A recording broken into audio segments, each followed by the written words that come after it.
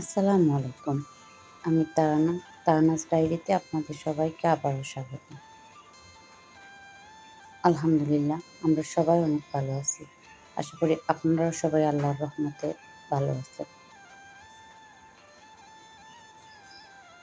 আজকে মঙ্গলবার। গত ২-৩ যাবৎ নরসিংদীতে বৃষ্টি হয়নি। তাই আমি সকালবেলা নাস্তা শেষ করে উঠানটা ঝাড়ু দিয়ে দিচ্ছিলাম। উঠানের মধ্যেও শ্যাওলা জমে গেছে এই একটানা এতদিন বৃষ্টির জন্য।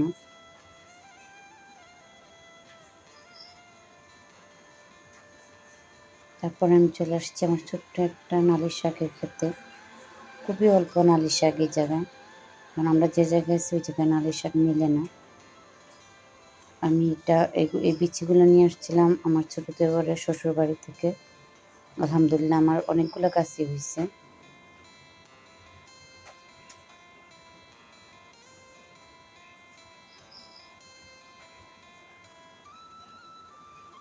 এদিকে আবার লটকন গাছের পরিষ্কার করা হচ্ছে। লটকন গাছের মধ্যে ছোট ছোট যে কুড়িগুলো আসে সেগুলো এই সময় ফেলে দিতে হয়, আবার আরেকবার ফেলে দেওয়া হবে ২ মাস পরে। তো এইবার এখন ফেলে দেওয়া হচ্ছে, কারণ এই বছর লটকনের তেমন একটা ফসল হয়নি কারোই। আর আপনারা তো জানেনই নরসিংদী লটকনের জন্য কেমন বিখ্যাত। তো আলহামদুলিল্লাহ আমাদের বাড়িতে অনেকগুলো লটকন গাছ আছে। এই যে ছোট ছোট কুড়িগুলো একদম সবুজ, ফেলে দেওয়া হচ্ছে গাছ থেকে।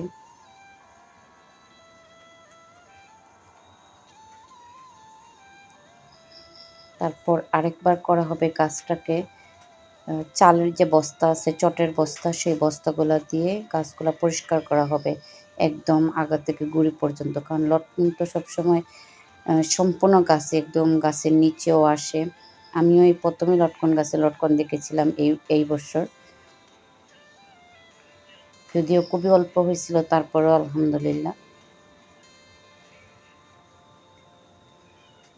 এই যে এই সাইডে সব গাছগুলো পরিষ্কার করা হয়ে গিয়েছে, ওরা মাঝখানে কিছু গাছ পরিষ্কার করছিল। আর লটকন গাছের জন্য এই বাড়িতে আলো বাতাস ঢুকে না তেমন একটা। তো এদিকে আজকে আবার আমাদের পাতা ভাঙ্গাও হচ্ছিল, ধনিয়া পাতা। আজকে আমি ওনাদেরকে সাহায্য করতে পারিনি। দাদি আর একজন মামি মিলে আমার পাতাগুলো ভেঙে দিয়েছিলেন। আর আমি এদিকে একটু মাছ রান্না করলাম, চাপিলা মাছ, হাতে মাখা চাপিলা মাছ। আমার কাছে এইভাবেই রান্না করলে সবচেয়ে বেশি মজা লাগে। আইজার বাবাও এই জিনিসটা খুব পছন্দ করে। তো আমি পাটা পোতায় পেঁয়াজ আর রসুনটা বেটে নিলাম।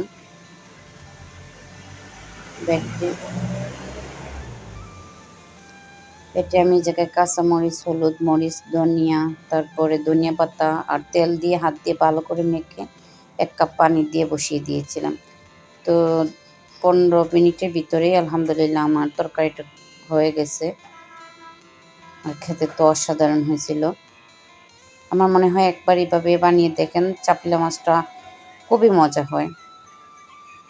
বিকেলবেলা বাচ্চাদের নিয়ে একটু বের হলাম বাইরে। আমাদের পাশের গ্রামে একটা কাশফুলের বাগান আছে। আমরা যখন বেলাভর যাই আর আসি তখন দেখি, যাওয়া হয় নাই কোনোদিনও।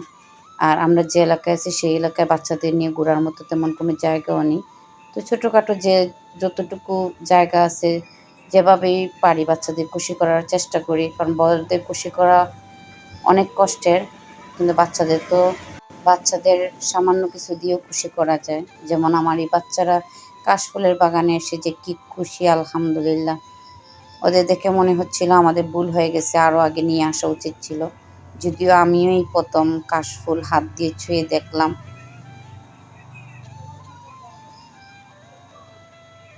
বিকেলবেলা এই জায়গায় অনেকগুলো ফ্যামিলি আসে। তো আমরা বেশিক্ষণ থাকিনি, ০.৫ ঘন্টার মতো ছিলাম।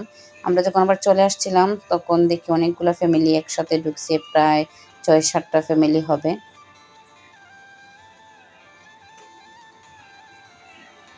তো আলহামদুলিল্লাহ নতুন আরেকটা দিনের আশায় আজকের মতো আপনাদের কাছ থেকে বিদায় নিলাম। আল্লাহ হাফিজ। আসসালামু আলাইকুম।